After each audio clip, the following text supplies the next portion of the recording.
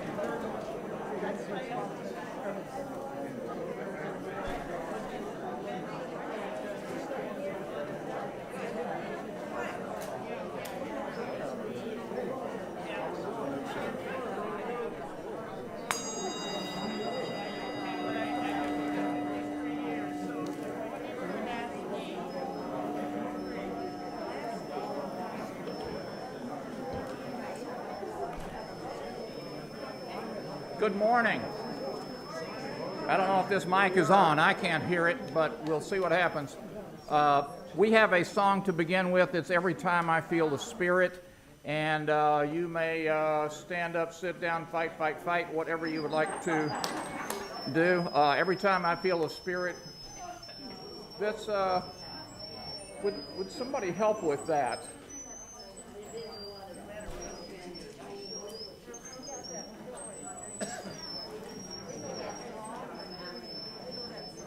Who knows about the hearing augmentation system? Thank you. Okay, let's try singing, however you would like to sing. Let's try it. And actually, I think we're supposed to leave our masks on to sing. Is that correct? Yes. Yes, good. Okay, let's try it out.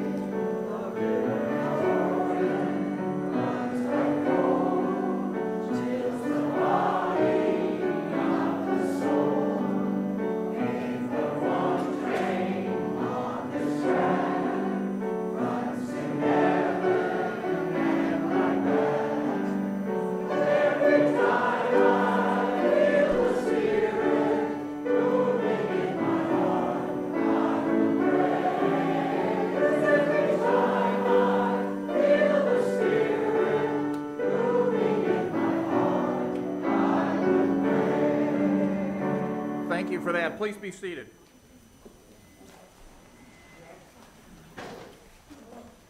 Good morning. Good morning. Glad that you're able to be here today, and even if you're complaining about the weather, it's not 3 degrees like it is in Portland, Maine. I'm Claire Harrison, a member of the Board of Trustees of the Unitarian Universalist Congregation of Venice, which we fondly refer to as UCOV. Here at UCOV, we strive to be a beacon of liberal religion for Florida's Suncoast and refuge for all who seek a welcoming community, no matter your color, creed, ability, or class, no matter who you love, your gender expression, political affiliation, or religious belief. Here we celebrate our differences as we learn from one another. If you would like to learn more about our congregation and its activity, please check out our calendar and announcements on Facebook or on our webpage at ucov.org. If you're watching this on YouTube, we would appreciate you hitting the thumbs up icon if you liked today's service. You can also leave us a note in the comments section and click the subscribe button on the YouTube channel, on our YouTube channel. And while you're at our website, please consider clicking the donate button and giving as generously as you can. I'm wondering if we have any first-time visitors here today who would like to stand up and say who they are. Okay. Anybody back from the north for the first time?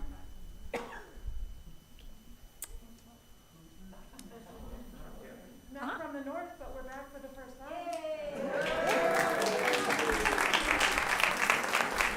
Yay! Welcome back. We're hoping that you'll find things for you today, and we have a few announcements. If you've gotten one of these cards and you're a voting member, we're having a congregational meeting immediately following today's service. So we're asking you to stay in your seats at the end. If you are a member and haven't gotten one of these cards, please go out and get one immediately following the service and come back to your seat so we can do the voting. Also, today is the last day for sign up for Reverend Khleber's launch party. And hopefully the weather will cooperate for that because it's an outdoor event. There's a sign-up sheet on the back if you haven't done that already. Also, there are some more blank index cards in the back. If you've thought of some great retirement advice for Reverend Khleber, please feel free to get those in the back and put them in the box. And finally, gratitude tree ornaments. There's still a bunch of those that are remaining, so if you haven't picked up your ornament, please do so after the congregational meeting. We're glad you're able to join us this morning. Welcome. Our service this morning is being conducted by our settled minister, Reverend Khleber Van Zandt. The prelude begins No, out. it doesn't. No, No. no.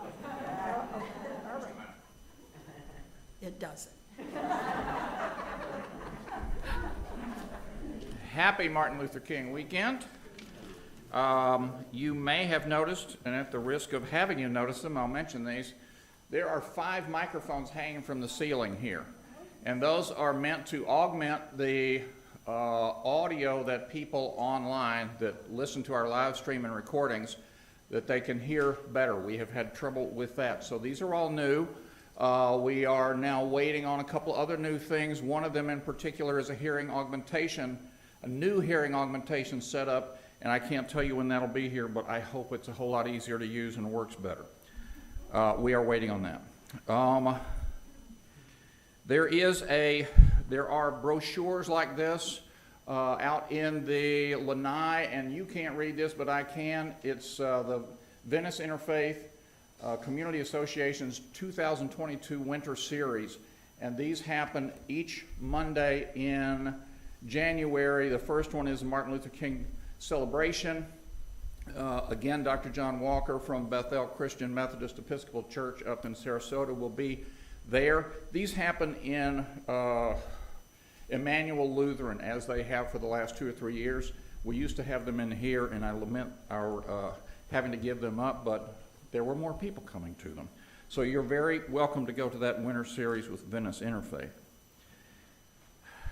I know that there is scheduled an interment for Hal Schaefer's ashes.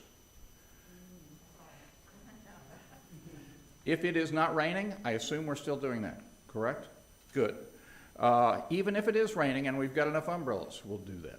We'll see how that works out, but it will be after the congregational meeting you just heard about, where you were asked to stay in your seats. So, very sad note, longtime member Jack Smith has died.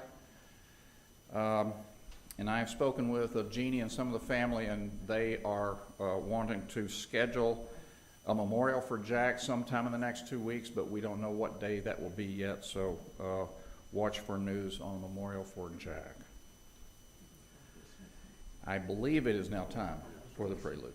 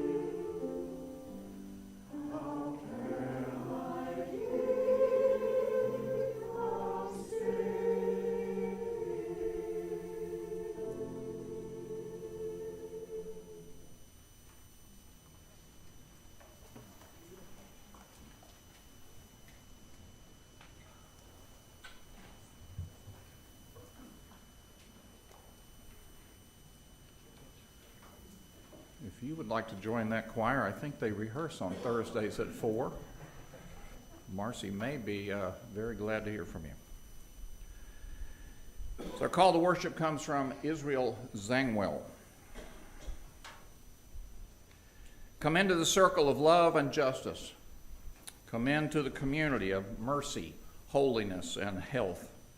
Come and you shall know joy and peace. Let us worship together. Our first hymn is Wade in the Water, and I'd invite you to rise up as you're willing and able.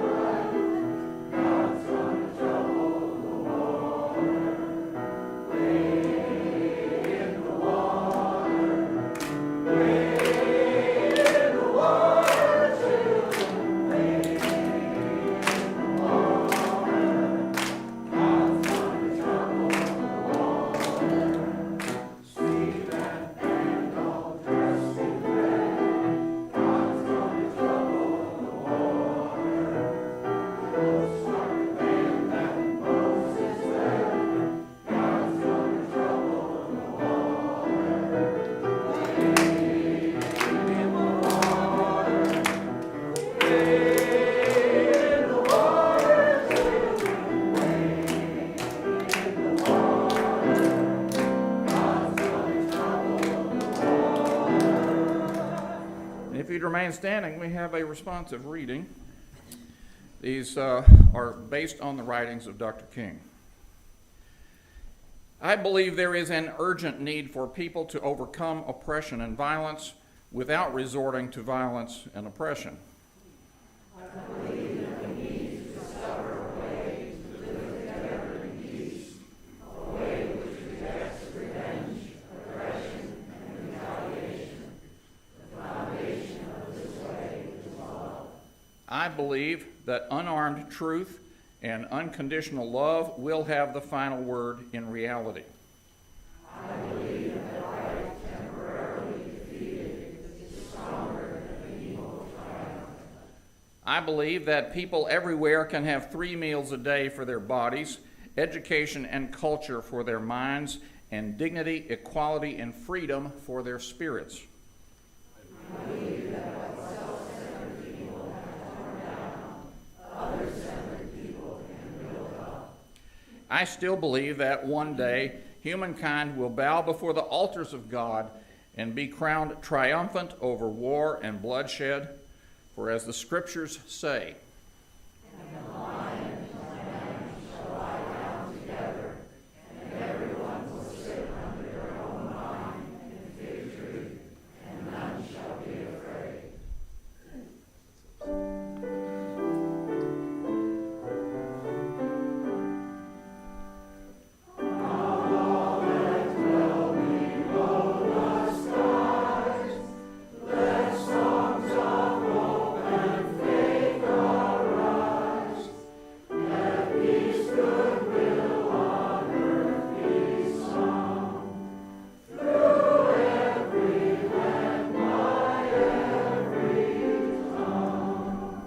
Be seated.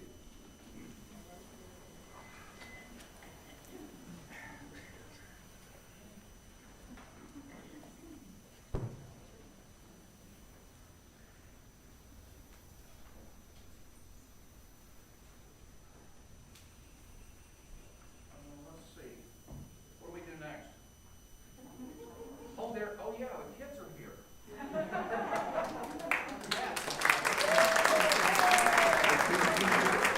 It's been too long, and it's been 2 long years. I don't know how to, because we got these new railings. So how about coming around here, and we'll see. Do you guys, well, you can do that too. Okay. wait a sec. So I have this song that I would love your help with. Can you see that at all? Because I can barely see it. Do you know who Kermit the Frog is? Kind of. Okay, so I think this song was written by Kermit the Frog, or at least he sang it when I saw it.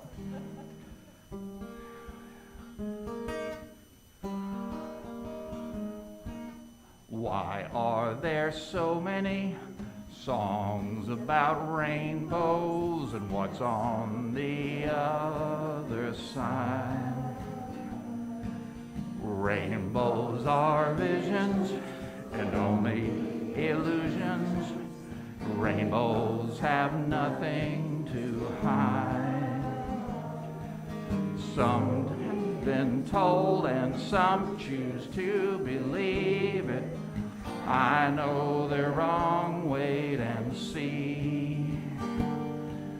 Someday we'll find it, that rainbow connection.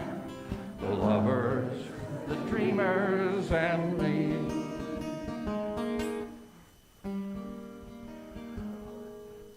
Who said that every wish could be heard and answered when wished on the morning star? Somebody thought of it as someone believed it. Look what it's done so far. What's so amazing that keeps us stargazing? And what do we think we might see? Someday we'll find it, that rainbow connection. The lovers, the dreamers, and me. All of us under its spell. We know that it's probably magic. Have you been half asleep? And have you heard voices? I've heard them calling my name. Is this the sweet sound that all the young say? The voice might be one and the same. I've heard it too many times to ignore it. It's something that I'm supposed to be. Someday we'll find it, the rainbow connection. The lovers, the dreamers, and me. La la la la la la la la la la la la.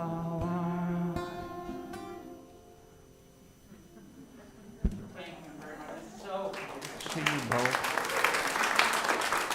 And I think we're gonna. Oh, wait a minute. Where are you going? I think you're going to your classes, correct? Do you remember what you're supposed to do over there?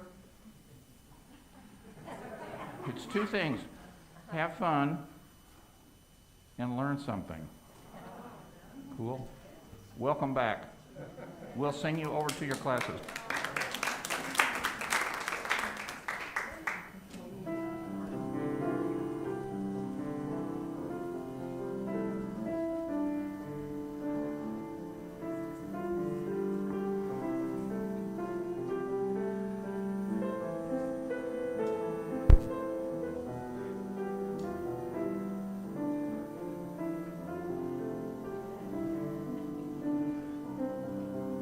Can we sing with you now? Okay. Go and love our hearts. Go with you. Go in joy. Our hopes go too. Learn in love and grow in wisdom. Shine your light in all you do.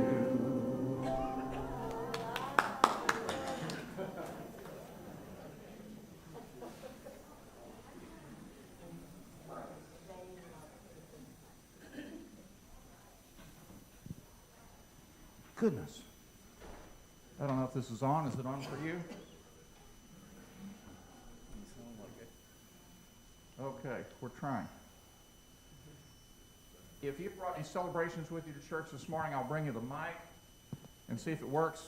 And let you share briefly and personally and nonpartisanly. Yes. Celebrations.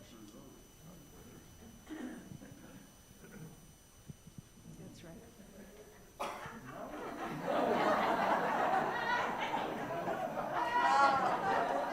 I am delighted to introduce my brother Jim Furnish on that side of the room from Iowa. And the even more exciting thing is he started singing and whistling. He has a girlfriend who's arriving today on the airplane. Yeah! Other celebrations. I'm having trouble with my math. It's always singing. Other celebrations. If you brought any sorrows with you, have a celebration or a sorrow or a segue. I have both, and that is, my name is Rosemary Hagan. That's no sorrow. But the sorrow is that Facebook will not release me. I was off Facebook 3 years ago, and they officially said I was off Facebook, and I hear from people now that I still have a Facebook page, that they are saying things that I have not uttered. So I'm just announcing this. Do not go to my Facebook page. It is a fraud. Yes, don't go there. Other sorrows.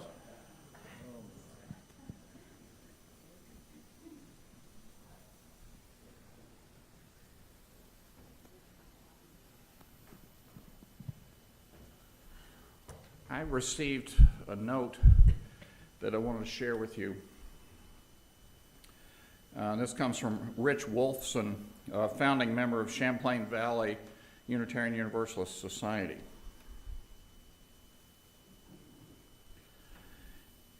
Rich says, I wanted to let you know that longtime members of the Champlain Valley Unitarian Universalist Society are remembering with fondness your member Hal Schaefer, who died December 22nd. Hal and Donna were vigorous members of the then fledgling CVUUS in the 1990s, especially around the time that we bought and fixed up our first building that we purchased from Jehovah's Witnesses. Many of us at Champlain Valley UU will remember Hal and Donna for their enthusiasm and active involvement in our congregation. Rich Wolfson, founding member, Champlain Valley UU Society.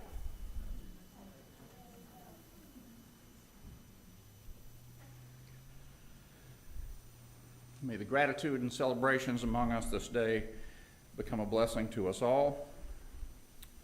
May the concerns and sorrows of each be carried in all our hearts, a burden shared, become a load lightened.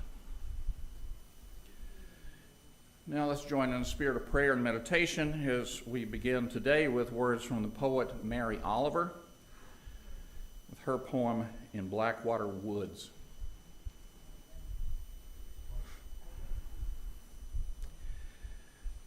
Look, the trees are turning their own bodies into pillars of light, are giving off the rich fragrance of cinnamon and fulfillment. The long tapers of cattails are bursting and floating away over the blue shoulders of the ponds. And every pond, no matter what its name is nameless now. Every year, everything I have ever learned in my lifetime leads back to this: the fires and the black river of loss, whose other side is salvation, whose meaning none of us will ever know. To live in this world, you must be able to do three things: to love what is mortal, to hold it against your bones, knowing your own life depends on it, and when the time comes to let it go. to let it go.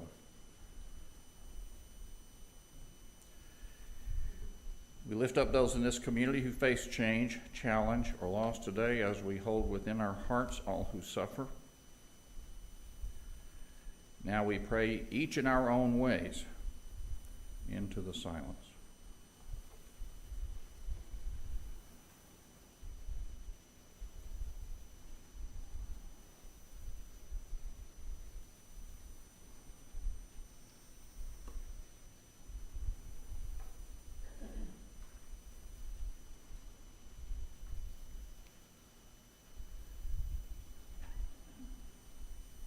The hopes of this community are offered forth in the names of all those who've gone before and in the names of all those who will come after, in the names of all the helpers of humankind. Shalom, salam, amen, and blessed be. Before the choir comes up for a choral anthem, I found this reading this week and thought it worth sharing on MLK weekend. This is in an anthology, the title of which is Voices from the Margins. This piece written by the Reverend Dr. Kristen Harper, who is Donna and Dave Jewett's daughter. She says, everybody wants a seat at the table. Blacks, Latinos, Asians, the poor, the disabled, gays, lesbians. Where are all the straight, white, moderate men of a certain age supposed to sit? I'm not prejudiced. I'm just asking. And what table are we talking about? My table only seats 8 comfortably, and I've got service for 10. That's it. You'll just have to wait your turn. Can you imagine if we let just anyone sit at our table? Well, we might have people who can't tell their salad fork from their dinner fork, or people who eat with their hands. I shudder to think. Anyone is welcome at my table in my home, as long as you don't have grease stains on your clothes. As long as you've washed your hands before you touch my silverware. Everyone's welcome at my table as long as you don't try proselytizing at me about your religion or your politics. But don't get upset when I question yours, of course. After all, it wasn't my faith that taught me to eat Jesus and drink his blood. Come on in, I say. But don't make fun of my Pan-African sculpture and paintings, mixed with my precious moments figurines. If you don't dress up and don't have every hair in place and you don't smell too fresh, you're welcome here. But don't sit on the good leather, and please don't sit on my new futon cover. Here, let me get you a towel. I'm told the outside shower works really well.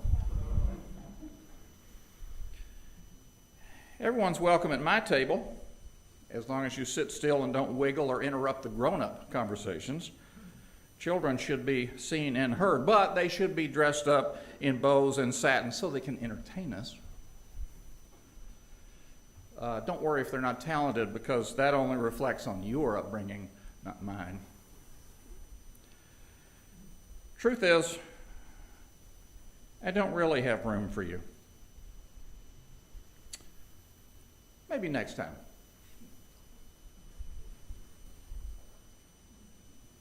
So ends the reading.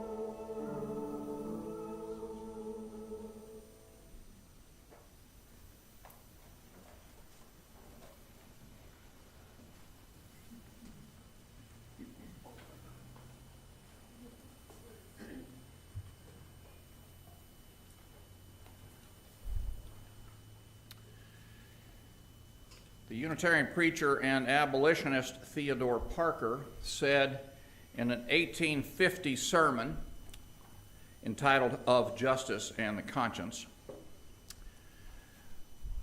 "Look at the facts of the world. You see a continual and progressive triumph of the right."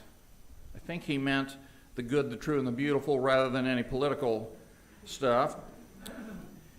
You see a continual and progressive triumph of the right. I do not pretend to understand this moral universe, he said. The arc is a long one, and my eye reaches but little ways. I cannot calculate that curve and complete the figure by experience of sight. I can only divine it by conscience. But from what I see, I am sure it bends toward justice. He continued there, things refuse to be mismanaged for long. Jefferson trembled when he thought of slavery and remembered that God is just. Before long, all America will tremble. And that was 1850, just prior to the Civil War, and America did indeed tremble. It might be good to remember those dark days whenever we start to feel like our present situation is the worst it's ever been. Much later, in the 1940s and 50s, the Reverend Dr. Martin Luther King Jr., studying at Morehouse College and Boston University, read Theodore Parker's sermons. And he would take up Parker's metaphor and mold it into his own words. The arc of the moral universe is long, but it bends toward justice. Those words now carved in stone at the memorial to Dr. King on the National Mall in Washington, D.C.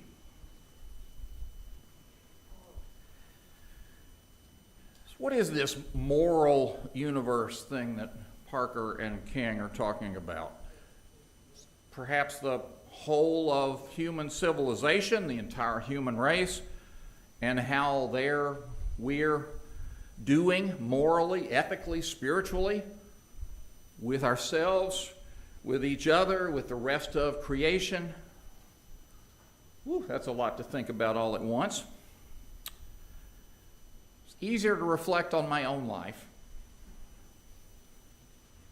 I think I'm doing better morally, ethically, spiritually, perhaps, than I used to do when I was younger, when I was more ruled by impulse and hormone and a short attention span.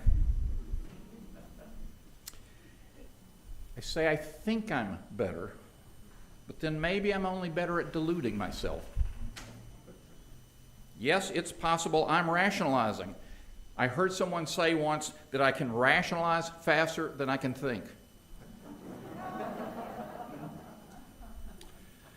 And I've spent so long enmeshed in these cultural systems of oppression that I can't be sure if I'm better or if I've simply grown more oblivious to my own part in this mess.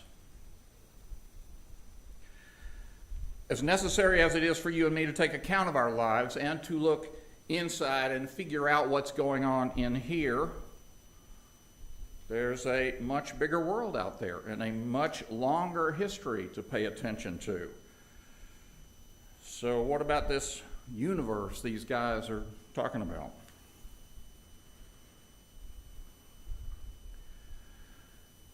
It was back at the beginning of the 20th century when Unitarians, long before they were Unitarian Universalists, when Unitarians adopted a 5-part saying: the fatherhood of God, the brotherhood of man, the leadership of Jesus, salvation by character, and the progress of mankind onward and upward forever. I've seen that engraved on the walls of some of our older church buildings around the country. It's still there. This formulation from that great Unitarian preacher James Freeman Clarke may have sounded back then like this is about as good a set of foundational principles as we're ever going to get. Of course, now we have 7 new principles, or relatively new principles, but formulations like these necessarily have a shelf life, don't they? Mostly because of the shifts through the decades in social and cultural sensibilities and understandings. Clarke's 5 principles sound dated, at least to me now. They might stick in some of our craws for theological reasons. God, Jesus, salvation, those words are no longer at the forefront of most of our religious imaginations. For others, it might be Clarke's underlying patriarchal gender assumptions. Father, brotherhood, mankind. Yeah.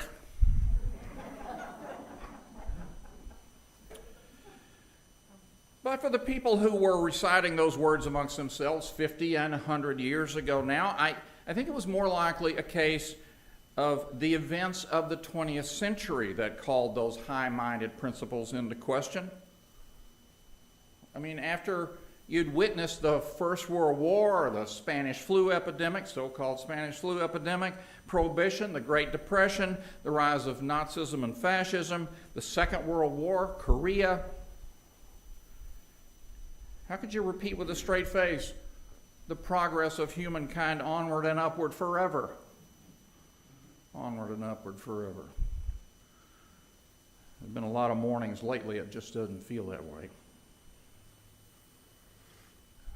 Further back, in the previous century, there was Theodore Parker, about as irascible a soul as you could ever imagine. Parker didn't get along with people. He just didn't. His ministerial colleagues shunned him. His churches asked him to leave. He finally formed his own congregation at the Melodeon Theater in Boston, where he did preach to a couple of thousand people each Sunday. And he was inclusive enough, goodness, his brand of abolitionism and prophetic Christian social activism included room for a heavenly mother in the persons of the Trinity. Radical at that point. Pretty good preacher, not a bad guy, but he did write his sermons with a loaded pistol on the desk next to him. All the better to get the jump on any slave chasers who might come to raid his house that was well known around Boston to be a stop along the Underground Railway.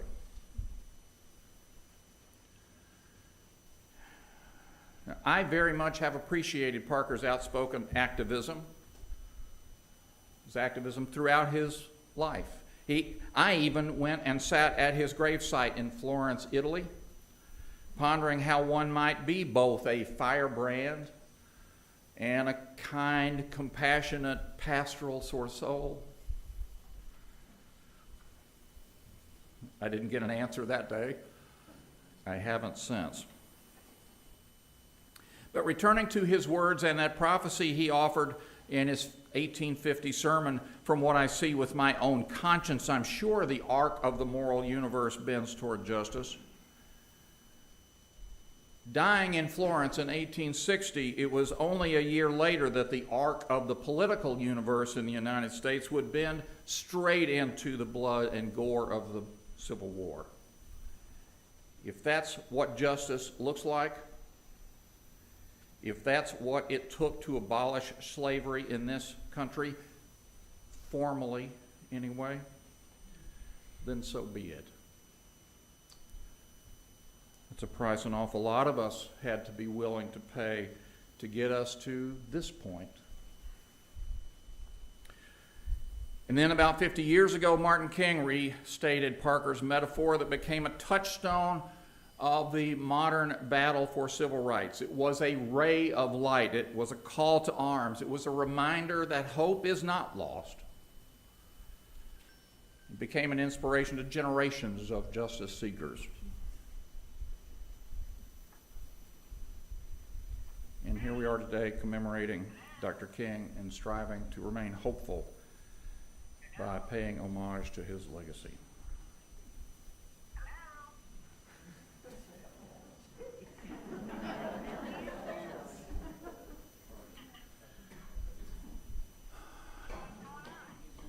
More, do we need to answer that? Just tell her I'm busy.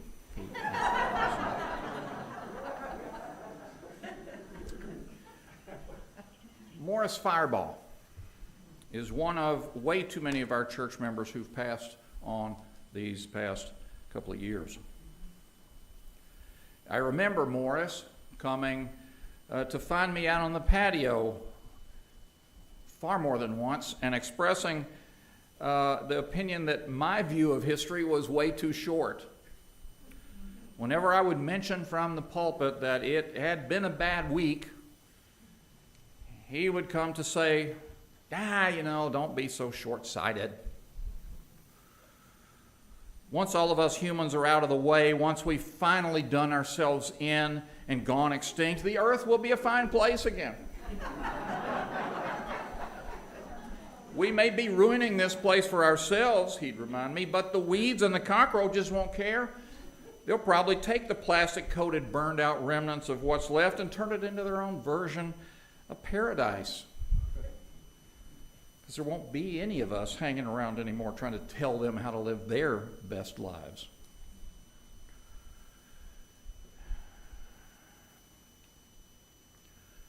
Morris was not destined to see his prophecy borne out. And I hope I don't either.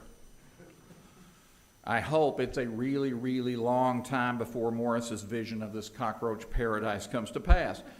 I don't care so much for me. I've lived a good life, but I do hope my kids and grandkids and all their offspring and all their progeny have a chance to experience the gifts and the beauty that is still, given it all, this world.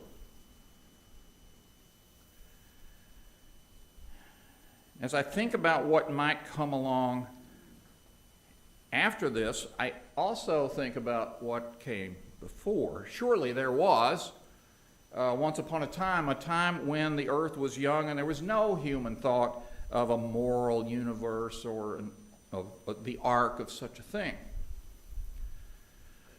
So this idea of the arc of a moral universe has a timeline, it has a lifespan, much like our 7 principles. Much like James Freeman Clarke's creed, much like anything we involve ourselves in, much like even ourselves. But the fact that things had a beginning and must inevitably have an end, at least on this earthly plane, that doesn't make what we do now any less important to ourselves, to our neighbors, to our progeny, to our world. In fact, I'd argue quite the opposite. That makes what we do now hugely, hugely important. It matters to me in my lifetime whether this arc of the universe bends towards justice or not. It matters to me that I do my best with my life and that I help as I can to bend that arc in the direction I believe it ought to go. It mattered to Parker. It mattered to King. It matters to me. I'm guessing it matters to you. And I believe it will matter to many of those who will come here after all of us have gone.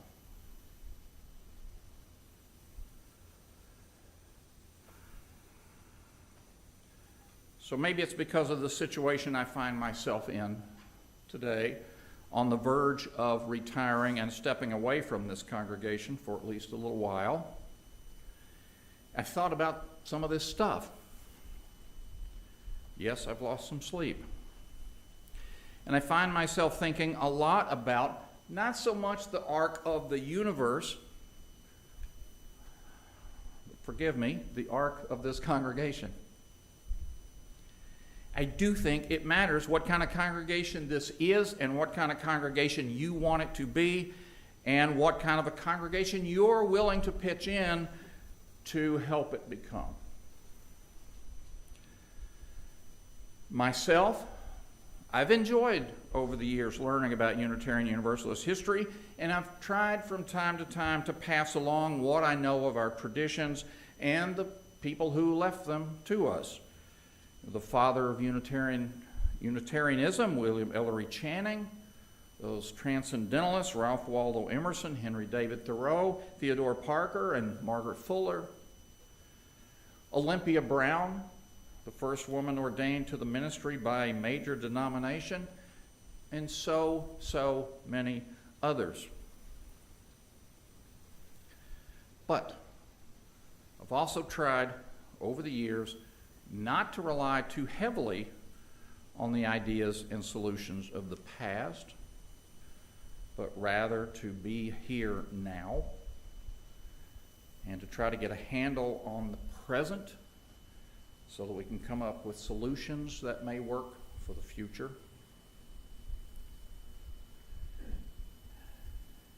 I don't know if that's the right thing to do,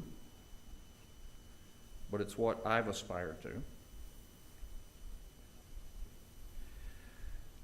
For you now, you get to build this congregation into the kind of place you think in your heart of hearts that it needs to be. If you want a congregation that isn't so much concerned about doing anything new, but is mostly looking backward towards some imagined golden age of the past, you can probably do that.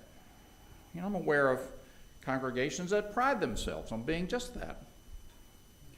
If you want to ignore all those stodgy old traditions of the past and strike out on your own without worrying about all that stuff that came before, you can do that. I know congregations that have. If you wanted to think about those traditions that meant so much to so many over all those years and think about how those might apply to our current situations, and think about how many people there are out there that you and I haven't even met yet who need this congregation, that kind of sounds like a winner to me. But it's up to you. And I do hope you realize how important it is what you decide, because there are people out there who need this congregation to be the very best it can be.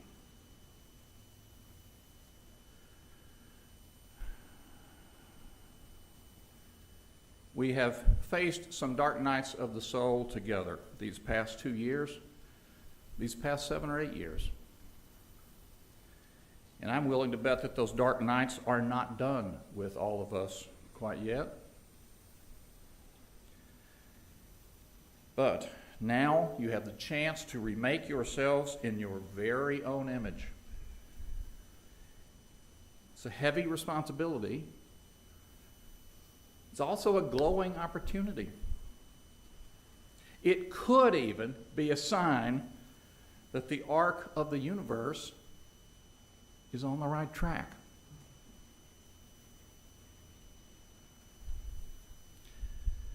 None of us, none of you, can do it all. None of us, none of you, can do it alone. But it doesn't help for any of us or any of you to wallow in despair either. Theodore Parker, in his time, had reason to despair. It didn't stop him from looking beyond the end of slavery toward a future filled with hope. Martin King, too, had plenty of reason to despair and could have easily wilted, given up in the face of the forces arrayed against him. He did not. Parker did not. And I don't believe you will either.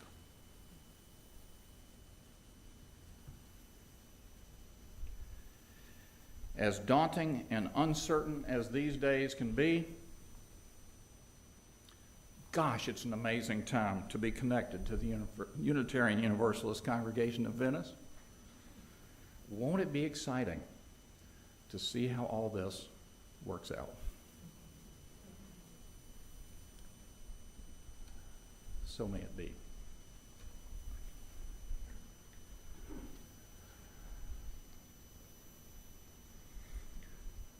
Shall we see if we can sing this song together? This could be interesting. So I've wrestled Lisa into agreeing to help, and she's not even going to use the piano. Let me invite you to rise up as you're willing and able, because it's going to take a little bit of movement, I think. So let's see. We'll have some percussion, and I would like you to, if you can, follow Lisa.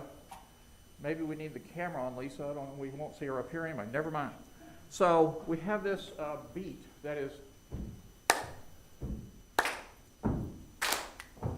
slowly, slowly, slowly, and then I'll add a little more.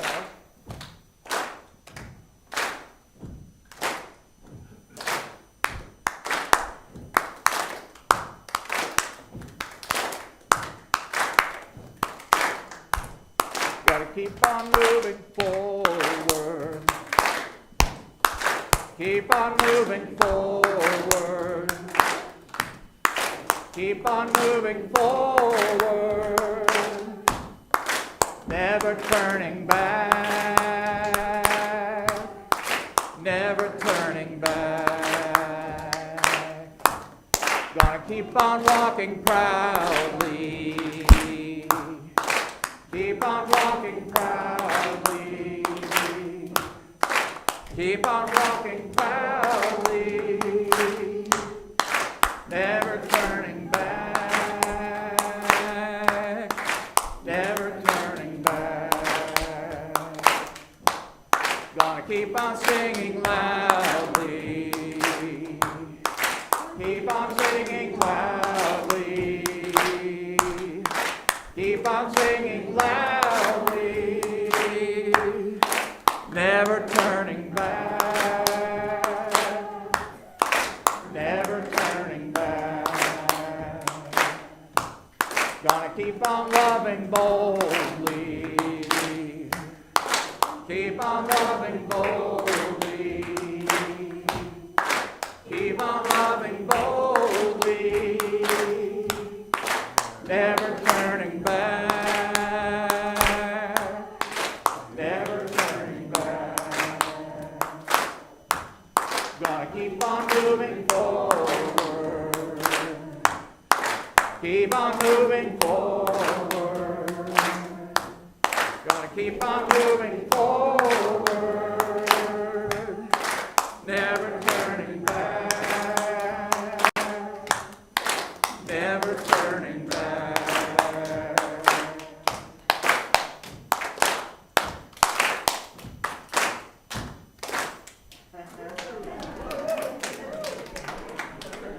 Now our benediction, excuse me, we'll have, if you'll in just a moment sit back down in your seats, not right this second, just don't. So then we'll have a formal meeting of the congregation quickly, and then if we can at all, we will go inter Hal Schaefer's ashes. So this benediction comes from Mary Oliver. To live in this world, you must be able to do three things: to love what is mortal, to hold it against your bones, knowing your own life depends on it, and when the time comes to let it go, to let it go. Go in peace, walk softly on your paths, and may the light of love shine on you all your days.